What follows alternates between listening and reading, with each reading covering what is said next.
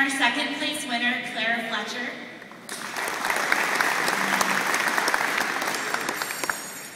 Now, without further ado, I'd like to tell you a little bit about our second place winner and have her come forward for you guys to hear her wonderful and inspiring speech.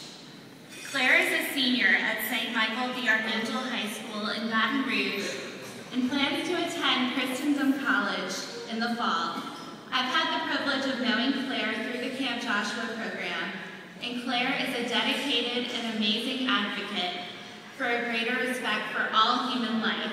Please welcome Claire.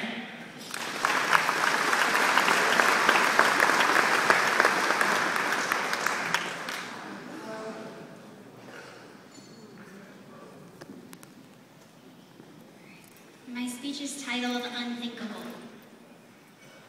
I heard a speech recently about the concept of making abortion unthinkable. Not just illegal or unpopular, but unthinkable. And it got me thinking, you know, as my dad says, laws don't really change our values. If anything, they reflect and reinforce those values. In light of this previous election, I think it's important to remember that, laws don't matter if hearts aren't changed. Don't get me wrong, politics play a vital role in this fight, but they are not, I think, the main front. I propose that we get to the roots of this weed. I propose that the deeper disease of abortion is fear, and that the ultimate way to repair this wound is a greater love of our fellow man. Imagine a young woman, alone, walking into an abortion clinic. For me, this isn't hard to imagine because while praying in front of abortion clinics, myself, I've seen the look in their eyes as they cross the parking lot. For me, this isn't hard to imagine because my own adopted little sister, Emily, was only 2 hours away from her scheduled abortion when she was born. And why was her mother there?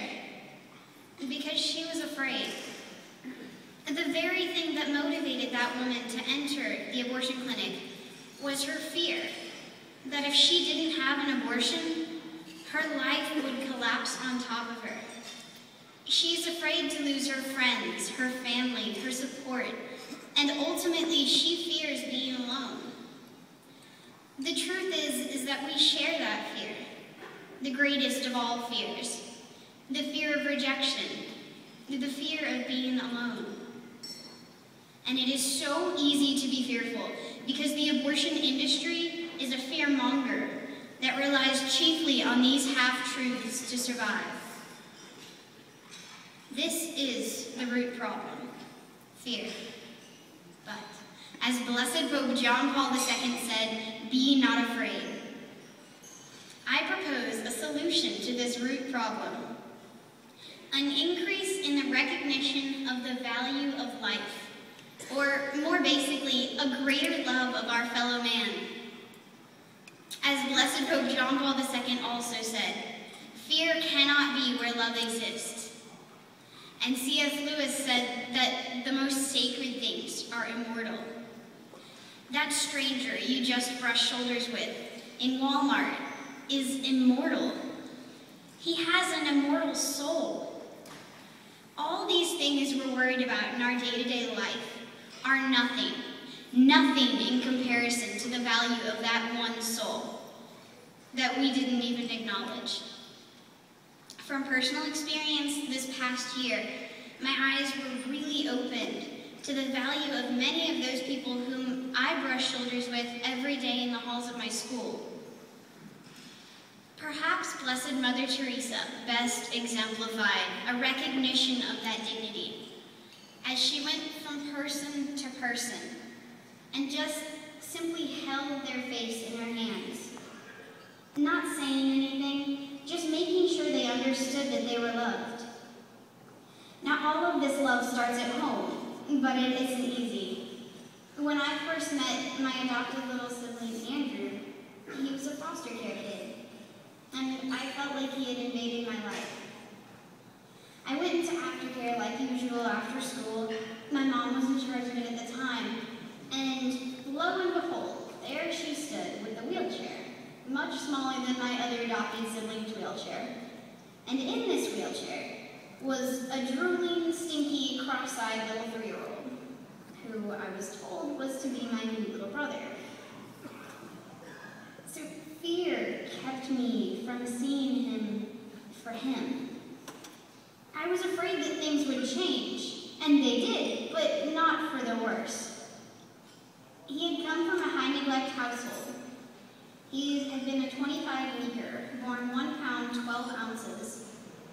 He had been in foster care for a year now and really just needed a temporary emergency home until they could find a suitable place for him. Well, nobody is temporary in my home, so naturally, after a long legal process, we adopted him. And, well, now I can't help but change that description a little bit. He is now an adorable little 6-year-old, and his laugh is highly contagious, although his cry can melt the world.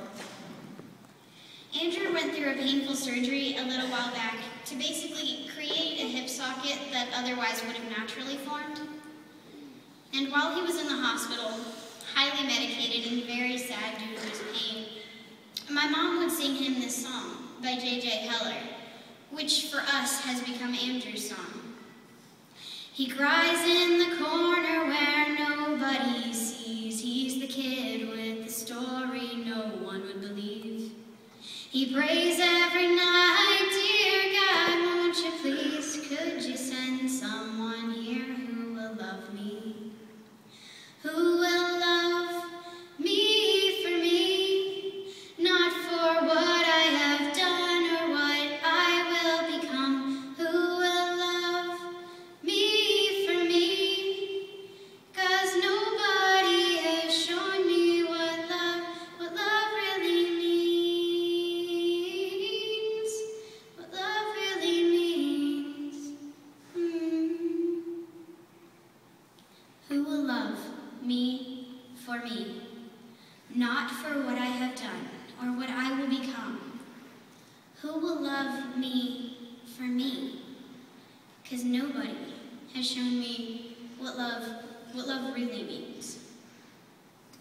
I would offer you this final challenge to make sure that others see in your gaze this same love that Andrew finally felt that day in the hospital while being held in our mother's arms. I truly believe that if that woman who entered the abortion clinic had been loved more perfectly, she would not have made the choice she did.